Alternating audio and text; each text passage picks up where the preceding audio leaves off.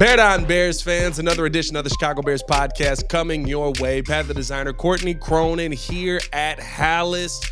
Fresh off the practice field.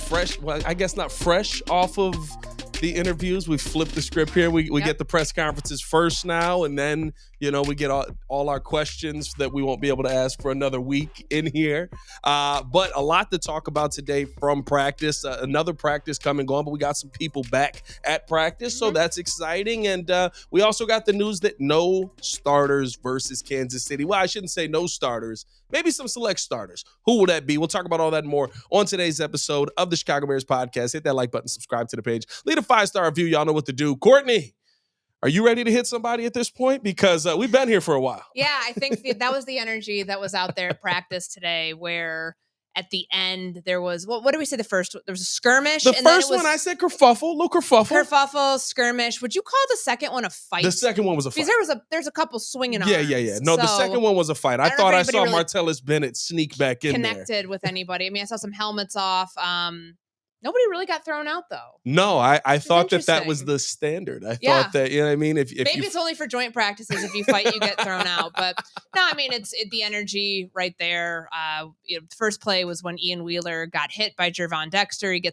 Dexter gets a talking to by Matt Eberflus. And the second one, Velus Jones gets tackled to the ground. Then everybody gets involved. Yeah. And I don't take anything from these fights. No. I always think it's fine. Like, it doesn't mean there's no malicious intent. It's just dudes fighting with each other and testosterone, and it's hot out there. So, no, but I mean, the story of the day being that select starters are going to play, but the majority are not.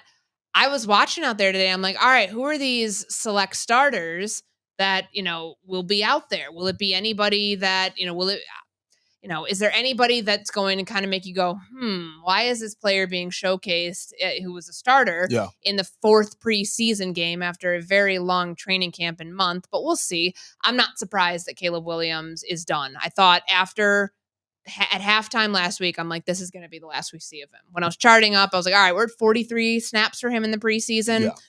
You don't need to just say, okay, we hit 45, play him out there for two more and then pull him out. They have a good body of work. It's enough to evaluate him on going forward and know what the next 20 days hold. Where are the areas of his game they need to tweak? You're not going to make wholesale changes because I don't think you have to. I think that the operation has looked relatively clean, even in the days where they've had struggles with the cadence and with the false starts. Like, a lot of that stuff was weeks ago. Yeah.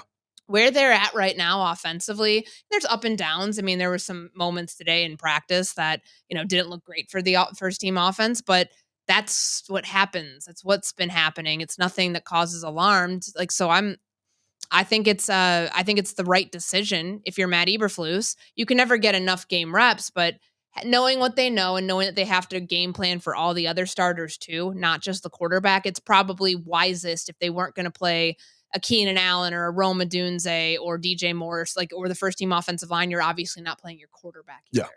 No, for sure. I will say this. I think that, and you haven't probably had the pleasure of being in the YouTube chat for when the Bears press conference is happening. There's usually a lot of craziness going on in there. I guarantee you when he said select starters, basically players who haven't gotten enough snaps, there was a stream of Nate Davis's flying up that chat. Sure. Do you feel like... said the same thing when I was just on with him. I don't know. I can't see that happening. I really can't. Yeah. Like, why would you play? And I get it. He's your starting offensive line's all about continuity. So you'd think just based on that he wouldn't play because he's part of the first team offensive line. And they've been this Ryan Bates thing, with him. I mean, there's no time to restart the center competition. This is the unit that they're rolling with. Yeah. So Braxton Jones, Tevin Jenkins, Coleman Shelton, Nate Davis, and Darnell Wright. You got to make sure that unit is together. And of course, you don't want to risk injury to one player if you decided to play Nate Davis in the Kansas City game. I don't see it happening. Yeah. I don't think that is who Matt Eberflus was talking about. I think I like the standard that they've set around Nate Davis. I don't see it either because, all the arguments that we've made for him, why he should be out there with the first team, it doesn't make sense to play him with the second team at all. Could we see a guy like a Jaquan Brisker out there? Maybe, although I don't even know that. Like, when I hear select starters, I literally was trying to figure out who could he be talking about on this team that, like, I can't think of anyone on the D line. The linebackers have been there. The only Maybe, other option is your Herbert. DBs. Khalil Herbert technically falls into that starter category because he was a year ago. Remember, we saw him play in the that will be 4 games for him because he played in the Hall of Fame game with Roshan Johnson. How they've handled Swift has been very interesting as well. Just like a healthy scratch. There you go. Don't week. play. Yeah. Yeah. And I mean, they don't need to. They paid him a boatload of money. Right. So I get it why they're giving their other running back some run. But I have a hard time like pinpointing, all right, who do you think is a starter that needs to play? You just logically, you're not playing anybody on the offensive line out of position, more or less, or like with a different unit. Yeah. The tight ends, like you're not playing any of them. I feel like majority of starters really does mean majority of starters, maybe meaning all of the starters are not playing. Is there any chance, just because of the up and down scenario that we've seen, that Velus Jones, in theory, is the starting kick returner? Oh yeah, no, maybe you see him at running back. That's the one player that I think you would end up seeing tomorrow. But do you consider him a starter? I don't consider him a starter on offense. I consider him a starter on special teams. Yeah. So no, I do think he will play. I think that's the only one I can think. And maybe, I guess, if you want Torrey to punt, but Torrey can punt. Yeah. I don't know if you guys know this or not, but he can punt. Like you see it in the games. He drops him at the 10. He's pissed off about it that it didn't land on the 1. Like I agree with you. I think it would be tough for Nate Davis. I don't know why you would risk Jaquan when he's just gotten back out there. Kyler looked like he didn't miss 4 weeks of practice at all. So I was surprised to hear him say select starters, and then I was like, he's got to be talking about starting special teams players that are going to get run on defense or offense. This is your chance for depth. Yes. Like your depth picks to determine who's filling out maybe spots like 45 through 53 that you don't already have completely like dead set. This guy's making the roster. So a guy in the case of Velus, what if he goes out there and muffs a kickoff like he did in Buffalo? I mean, he did recover that one, but this is a huge test for him if he ends up being one of the players who plays, and I do feel like he will because he still has a lot to prove. Yeah. I mean, even today in what we've seen, like in the preseason game against Cincinnati, he doesn't get run until the second half. Right. So all of the 1 reps that he got last week, that goes to Khalil Herbert, who took the majority of those, then some Roshan Johnson, and then Velus was up. I wouldn't be surprised if Velus is your starting running back tomorrow night, just based on how much they're still trying to make this happen. He's getting run out there with the ones today in the first team offense. I'm so confused by this scenario. I get it. You're trying to like force feed this, but if I'm a Roshan Johnson, or even if I'm Ian Wheeler, I'm sitting there like, what the heck is going on right now? You know what I mean? Like, I get it. We're trying to work Velus into this, but at no point does he look better than the other 2 guys. Literally every time you put Roshan and or Ian Wheeler in, you're like, oh, that's what a running back looks like. The kick returns, you know what I mean? Like we've seen DeAndre Carter get first team reps on kick return. Dante Pettis hasn't been out there, but we have seen him through camp get first team reps. Like Tyler Scott out there. Like I get it. I understand that you want to have your guys make the team. And I said this last night because I did a live last night on the Bears podcast because it got late up here.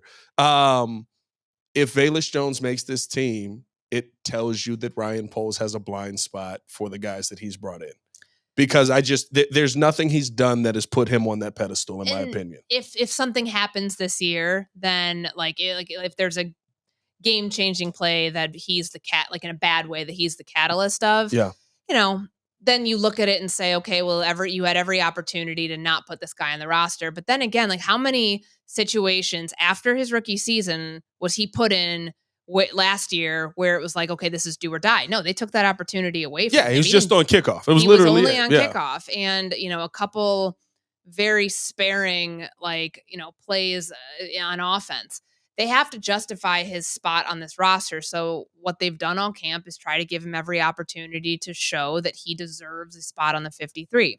I have a hard time trying to figure out, like I went back and looked at my initial 53 because I was trying to put my last one together for that's going to come after the Kansas City game and figure out, well, who am I cutting if I'm not if not Velus? If not Velus, like I don't.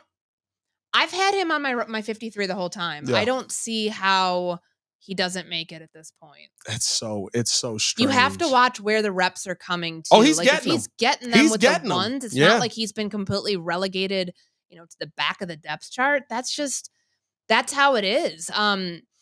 Tomorrow will be, or excuse me, Thursday will be really interesting to see too with the running back room.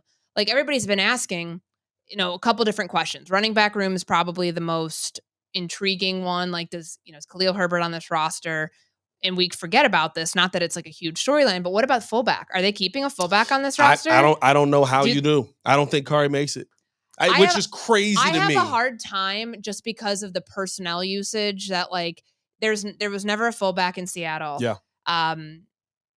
Shane Waldron was more likely to use a third tight end in that 100%. role over a fullback. And yes, I know there have been plays drawn up for Kari Blasingame in practice. I don't know if that really is an indication that he's going to be a lock on this roster. No, 100%. I agree with you, and I'll ask you this. If Kari is taken away, it seems like this has become tight end U up here. Like I'm not gonna lie, there's 5 tight ends on this team that I could see being the third, and or if you wanted to, a fourth tight end to replace maybe that fullback spot. Do you see them possibly taking 4 tight ends on here? I see 3. Okay. I mean, Mercedes is 40 years old, but he still contributes and he plays. Heck of a blocker. And that's his role now. Yeah. And that's what I think. Instead of having a fullback, you keep a third tight end on the roster for that purpose. But some of it, like look at the kick coverage units. See who's on those like kick coverage, punt coverage. That's where you'll be able to draw like, okay, maybe there's another linebacker here. Maybe there's another tight end here that ends up getting onto the roster simply because they have such a massive contribution on special teams and they're 4-phase guy. Then like, could it be like a Steven Carlson? I mean, he's had some flashes. Steven Carlson has had some good moments. Is he worth a roster spot though? Like, because remember, they can make this 53 and then they can start cutting guys the next day. Absolutely. And like, adding off other people's spots too. It's weird to see like from the Bears where we're like, we just need a tight end to now it's like, I could see Carlson making it. I could see Sweeney. Sweeney's had some nice splash plays. You know what I mean? Those two like, have had good camp. I think that when you look at the solidness of camp, when you look at how they performed in the preseason games, there's opportunity there. I said this the other day. You're going to have guys on this team's cut list that you're going to go, that's tough. Right? For me, I fully see. First time in 2 years. Yeah, exactly. 100%. For me, I fully see Ian Wheeler as a Cowboy this year. You think he's going to Dallas because they need running backs? I think that they will put Ian Wheeler on the practice squad and he will be a Cowboy this year. And I will be like, that sucks a little bit. But also, we got 3 more. You know what I mean? So it's funny to talk about where we're at right now, but we're literally like, we were at a spot where like Steven Carlson was probably the best player on 2 years ago's team. Mm-hmm. If we start off there. Yeah, I mean, that's what Ryan Poles has talked about like for the last couple of months. This is going to be a really hard roster to make. That's not lip service. Yeah. This group that they have, the talent pool that they have, like think about the wide receiver room. So if you have your 3 that are locks and then Tyler Scott is making the roster, then if it's 5 and 6, is it Velus? Is it Dante Pettis? Is there somebody else? I mean, Colin Johnson flashed early on, but we haven't seen him because he's been hurt. Like right. Who else? Like there's other names out there that like on this team that you could justify because of special teams play. But I don't know if you're putting a John Jackson on this roster. I think that'd be somebody that you try to get onto the practice squad because he's a receiver. He's part of that group. He's also on special teams. He's been on a returner as well. But I don't. Like this should be the envy of every GM when you have hard decisions to make and it doesn't look like you're trying to decide between Equanimeous St. Brown and Byron Pringle. No, 100%. Like, they're beyond that stage, which is a good spot to be in. It's a great spot. And I think it has made camp more competitive because you've got a bunch of 2s who can fight for spots, maybe not win spots at the 1s, but fight for spots as a 2 on this team. You've seen that tight end room be very competitive. I think the defensive end room, while maybe they're still looking for more, Austin Booker, Dom Rob's played the best that we've seen him play. Yeah. Probably of his career. Can you imagine the pressure that's on him to make this team 3 years in now? He's got a rookie who is definitely making this roster 100%. and is probably taking his playing time anyways and has taken some of his reps out here. Like, he wants to still prove that he can be a formidable part of this pass rush. Like, does he make the roster though? Is he a lock? It's certainly not a lock. Not but a like, lock. Definitely not a lock. You know, do some of the injuries to that room? Like, I mean, I think, you know, Jake Martin has not been out there. He was on my initial 53, so I'm not even considering it just because of the injury that's kept him out. But Daniel Hardy, I think he makes the 53. I think that, you know, Dominique Robinson's in a good position right now, just based on where he's getting run and with which unit. They need pass rushers, but we also know that they have been looking and they'll continue to look until cutdown day and through cutdown day until they, you know, get somebody. If it is a unique Ngakoue, which was interesting the way that Matt Eberflus answered some of the questions today. First we've heard about Unique at all in a while. And I he mean, was asked weeks, about it like at the very beginning of training camp, but really hasn't said. There hasn't been much buzz, but now that we know that the Bears were in on Matthew Judon and that didn't work out, it still feels like there's a hole in this pass rush that they are trying to address. 100%. They're looking for who they believe is their starter opposite Montez Sweat versus guys who can swap in. I think you're right. How Flus answered that question was kind of like, you know, we feel good about Dominique and Austin and D Walk, and it's like, so you don't feel good about one of them as a starter. That's the way I took it. You don't feel good that you have that guy. You feel good about the rotation. Yeah, rotation for sure. And that doesn't mean you have an answer on the opposite end. So we'll see what ends up happening. I think that there's going to be some interesting cuts. I think Daniel Hardy's another name that, you know, being brought up that is an interesting. He's played a lot for them if he doesn't make the team, I should say, and Dom Rob does, once again, very similar to Velus, I would assume that Ryan Poles has a soft spot for the guys that he picked up the phone and said, hey, I'm going to use this pick on you. Like that would be kind of telling to me if those two make this team. And I mean, Daniel Hardy's a young player too. So like one thing you have to factor in is if they don't think they can sneak somebody onto the practice squad because that player has been exposed enough in preseason like Daniel Hardy has, then you don't risk it because he'll get claimed. Yeah. So I don't think that's a move that they would make. Now, it's always so interesting because we see these guys every day. I feel like we're like, oh, somebody will definitely claim that guy. I do this every year. The one man's trash is another man's treasure. I do this every year. And then like we're sitting here 6 weeks in and I'm like, nobody claimed this guy? He's still on the okay, all right. Well, we can hold on to him, I guess. That's cool. Let's talk about practice a little bit. We talked about, of course, the little bit of the dust up that we saw, but there was that energy in practice throughout, and you got some of your hard hitters back as well. Jaquan Brisker returning to the field, actually doing a little bit today. In pads. You also got Kiran Amegadjie back, who I'm not gonna lie, seeing him return, I thought there would be this ramp up period, but it's been full go. I would assume he's probably playing Thursday with him being in full pads today and being a full participant in practice today.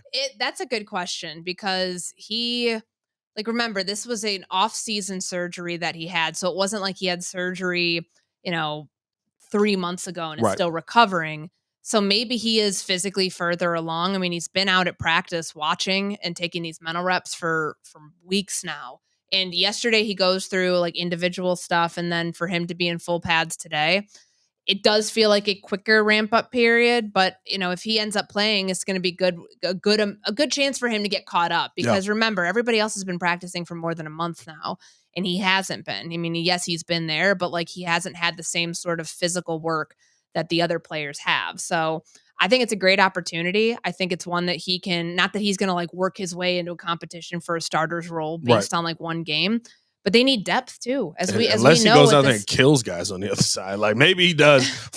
I mean, a third round pick, you would assume he's got some level of better talent, but I would not say that's coming out of this game. No, definitely not now, considering the Chiefs are probably guaranteed they're not playing Patrick Mahomes or anybody else. They're going to be playing all of their second and third stringers. But Kuran's going to be an interesting case study to see just how quickly, because when they drafted him, I remember Ryan Poles kind of told us to put pump the brakes on. He's not ready to go contend for Braxton Jones's job right now, but down the line, down the line, that's the guy that you brought in potentially to be your next left tackle. Yeah, and how quickly. I mean, I've seen this in training camps that I've covered before, where there's a rookie drafted, and there's a vet like that's holding down a position, and you start to see the switch happen, not in training camp, but like midway through the season. Not saying that that's at least like what's projected now. The guy's got to go out there and play in a preseason game if he's even going to do that. But he'll be an interesting one during the year to keep an eye on to see, like, because we won't be able to see practice, but kind of hearing, all right, how much work are you getting in? What run are you getting? And where are you physically? Like, were you, he missed the whole training camp. Yeah. Is he able to get his way up to speed enough to where he's at the same level as everybody else during the year and not still playing catch up? No, for sure. Even talking about, I asked him today, and he kind of like, Nick asked him first, Nicholas Moreno, CHGO. He asked him first, have you been getting work at other positions? Are you learning other positions? And he kind of was like, yeah, I can do anything. I'll play wherever they put me. But then originally he came in and said, I want to play left tackle. Right, exactly. And that's his natural position. And so and now, but I did ask him, I was like, you played both in college. He played right guard. He played left tackle. Do you feel like you can go out there? And he was like, listen, they haven't really taught me anything yet, but wherever they need me, that's where I'm willing to play. And if they want to teach me those things, I'm willing to learn them. I think that may be his in, especially with some of the questions on the offensive line. Not to say that it's just Braxton Jones' job, but we know that they feel comfortable right now with Braxton Jones at left tackle. If Tevin goes down, could we see him get in at left guard? If Nate goes down, could we see him get in at right guard? I think he is going to be one of the more interesting players that comes in because of some of the injuries that the Bears could sustain and some that they have sustained, right? Ryan Bates is your backup right guard, essentially, and we haven't seen him in 2 weeks. Week to week now, and he's still on the bike during practice. So that's he looked dressed today, though. I saw him, but he wasn't doing anything. He wasn't doing anything, but which I don't know. I don't like what Eberflus said after the Buffalo game was that he's okay. Yeah, but we haven't seen him now. It's 2 weeks. I don't know. I mean, the injury situation up here is always kind of a mystery. But they are in a much better spot now than they were at this time of year. 100%. A lot more injuries. 100%. And you're getting guys back, and I think that's the good part about it, right? When you getting back in Jaquan Brisker, who was right in the middle of the mix. I'm like, Quan, get out of there. My favorite person in the scuffle is Kyler Gordon, because he's like, I got to grab somebody. So like him and Darnell Wright grab somebody on the edge, and they're just like, they're both holding on to each other. It's like, all right, we done? All right, cool. Good stuff. The other thing that I thought was good today from practice, and probably my best thing from practice, while still kind of I think they've gotten to kind of an even day where offense wins a couple reps, defense wins a couple reps, which is good because it seems they do different things when they play other teams. Feels like that Keenan Allen, Caleb Williams dynamic is growing a heck of a lot more. And I said this last night, everybody was like, Keenan hasn't really done anything. Is that concerning? I was like, Keenan probably didn't care until the last couple weeks before the season. I didn't think that was the case, though. I felt like there were, of course, DJ Moore flashed early on, like dating back to OTAs, because he was here all of it. We all thought, okay, this guy's coming off a career year, instant lock for number one receiver. And he very well may be, Caleb Williams, number one receiver. But Keenan Allen has been consistently just dominating. Yeah. And I don't know if it's just because it's like happening on a quieter scale, because he hasn't, the two of them haven't connected in games. Right. Like maybe that's why, but DJ Moore hasn't. Outside of the 45-yarder to Roma Dunze, we didn't see much from, on a non-practice schedule with Caleb Williams and his top three receivers. But the last 2 days, Keenan had three touchdowns yesterday, 2 in the red zone. Yeah. Today was just dominating guys. I have to be hard to track this. Has he had a catch on Jalen Johnson yet? He did. He got one the next day. So after I asked him that question, which my answer got on Hard Knocks, but not my question, That's that was I'm not gonna lie. I think Finley's question got on. I was like, it's the wrong Pat. I was a little. I saw it. I was like, oh snap! I made Hard Knocks. I thought I had it. They took it away from me. More than you on that Hard Knocks. Sucks. No, once I think that when you saw that. Right, when you kind of saw him go out there that next day, he got the catch. Yeah. Even though they didn't, I don't know if they showed it. I don't know if they showed it in Hard Knocks. They didn't, because they showed the pick. Yes, and but the Bears sent out a video where Where Keenan finally got one on him. Where Keenan got a catch, and it was the next day, and it was like Keenan called his own catch. Got it. So he did get his catch on him. Not many, though. He hasn't had many on Jalen Johnson. But, like, to the last couple of days, even Tyreek Stevenson, I thought it was kind of poetic today. Like, he's talking about how frustrating it is going up against someone like a Keenan Allen. And then you go see what Keenan Allen does in practice. Yeah. Like, I know there was like some weird thing about like how much does he weigh? Is he slow? Is he out? Like, absolutely not. I don't know. Like, I still don't know like where that came from. It couldn't be further from the truth. There's one play, and I don't know if it was QB school. I didn't finish the last QB school, but there was one play where I think Caleb is doing a rollout, and whoever's breaking the tape down, they're like, Keenan's supposed to be even. He's not running as hard with him. And like, he looks a little bit slow. And people took that and sent it to the moon. And I'm like, guys, it's preseason. And we kept saying this. I was standing next to Josh Schrock watching practice. And we both just looked at each other and we was like, practice starts now. Like these guys, and you could tell, like now that we're not worried about the preseason games. Yes, we got to them, but we got 3 weeks till the season starts. Now is where we have to get the majority of our work in before that first Tennessee game. And I think you're seeing it. The second that the last preseason game, they probably knew well before we knew that they weren't playing in it. Yes, exactly. Keenan Allen all of a sudden is turning it on at camp and it all. I mean, like, and not this. I agree with you. I don't think that he has been quiet. I thought he's had a good camp. I think that he's just been not the focal point that Caleb has gone to every other play. Sure. And I think Bears fans are expecting that. Yeah, and that's, I mean, would you expect that like that guy's Gerald Everett? Because it's looked like it's Gerald Everett in a lot of different like training camp practices. Yeah. Like you think, okay, he's locking in on the move tight end. Yeah. Like could be. You know, there's days where Cole Kmet has been non-existent, yeah. Afterthought, whatever word you want to use. But does that mean that they're not going to, like, then he goes out and connects to them on a 26-yarder in the game against Buffalo? I don't read too much into that.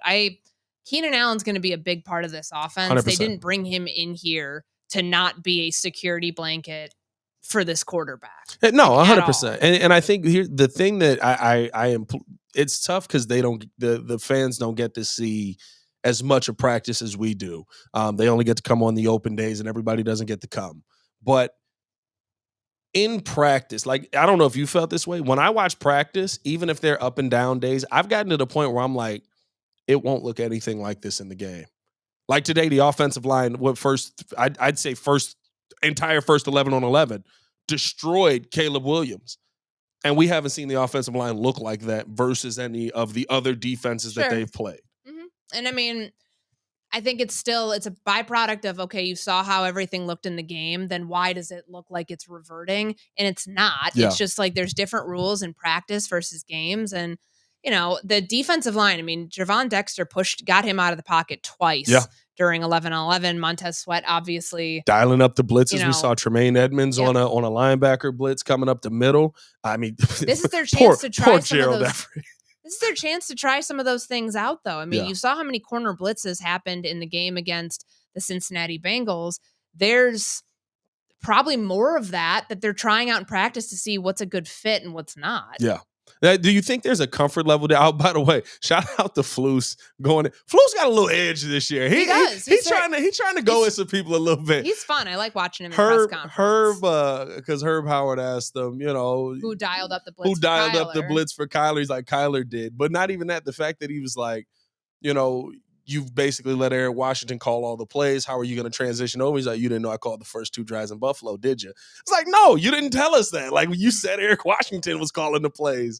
But I like the edge that he has. And I'll say this. It feels like, I don't know if it's because of Eric Washington or if Flus just feels more comfortable with the defense, but it feels like there's been a little bit more of a philosophy change. Remember early in the season last year, they were rushing 4. We're like, you can't get pressure with 4. You have to bring linebackers. Because that was the philosophy of that defense. Yeah. And, you know, when they make the switch at coordinator, and I think even like midway through the season last year, you saw Flus getting more aggressive of it, with the pressures that he was calling, realizing that when you don't have a star pass rusher, and this is before Montez Sweat, and even after Montez Sweat got here, they were still seeking other ways to get after the quarterback. Because if you don't, this defense, it's an antiquated way of playing defense in today's NFL, unless you have just absolute mammoth pass rushers 1 through 4 across across your 4-down defense. Very few teams have that. I mean, everybody blitzes in the NFL. Everybody brings in extra pressure, all these exotic coverages, disguises, like all of that, because everybody's like upping their game year after year in the NFL, and you got to stay like locked in with that. Otherwise, you're going to be behind the 8 ball. And if you think the standard 4-man pressure is going to like get it done all the time, it's not. There's like the numbers prove it. Yeah. I think on top of it, there's more of a trust on both sides this year, right? Flu's coming in. Not really. It's his second year, but there was a lot of new pieces that you're adding in. And he was having to redo it, like do a job he hadn't done for 2 years and calling plays and having to get his footing under him. Exactly. And I got to build that trust with Tremaine, that if I send him on a blitz, we've also got our DBs who we know are going to be able to cover. And I think now it just feels like they have that trust where it's like, yeah, we can send an extra man because we know we've got it covered on the back end and they can't handle whatever the extra pressure is. So now it's on the quarterback to make a quick decision, or like we saw, Kyler Gordon takes somebody's head off. That was wild. I am kind of upset that no one's owning up to calling that. Like, I'm not gonna lie. It's a great play. I don't know how the quarterback didn't see it. I still never understand that. It was on the front side of the play because he's the third string quarterback, and you normally aren't dialing up corner blitzes on the third string quarterback in a preseason game. So I thought that was funny. I thought that my big takeaway from practice was a part of the defense, that the comfortability that these guys look like they have. I mean, you saw Kuran come back in, and again, it looked like he hadn't missed any time. Mm-hmm. Like he fits right back in. You can tell that they already have, right? Kevin Byard talked about the conversations that they're able to have without having conversations on the field. Mm-hmm. You see that with Kyler coming back in. This defense feels, I don't even know, right? Like I said, this could be a top 5 defense even without them having the opposite pass rusher. If they get the opposite pass rusher, this might be the best defense in the NFL this season. I mean, I still think they're a ways away from there's still some other really good defenses in the NFL. Are they top 5 right now? We're not going to know until, I know that I thought Flus had the best answer to that early in preseason, where he's like, what does that even mean? Yeah. Like, what does it mean? If you say top 5, top 10, like top 10 is what they should enter the season as. Top 5 should be the bar of where they're trying to get. Number 1 defense in the NFL. I mean, they're number 1 against the run. But the pass defense, I think that continues. I do too. Yeah. And you haven't seen teams in the preseason, whether it's in the joint practice, whether it's in any of the games, teams have not been able to run on the Bears. No, Andrew Billings is the most underrated player. I would like to think that on this team. Oh, for sure. And I mean, he's a huge part of what they do up front, and that makes the job of the linebackers easier too.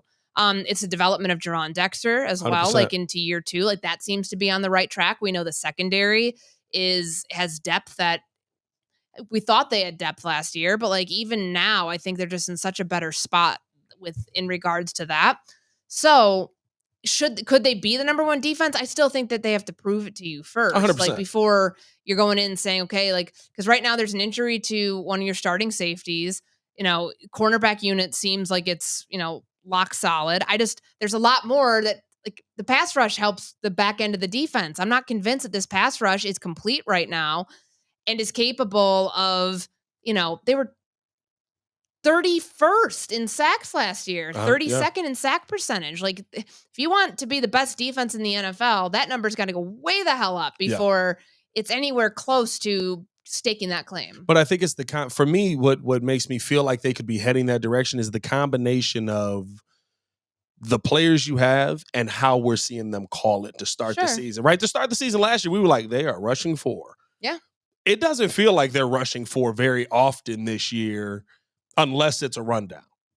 So I think that we'll see. I don't know if I'd say that is my prediction for the season, but I think this defense is just, especially with a growing offense, it's so nice to have something you can hang your hat on, and you know that they are that. Mm-hmm. So we'll see what ends up happening. Any other big takeaways from today? Anything that you saw that you thought stood out a little bit?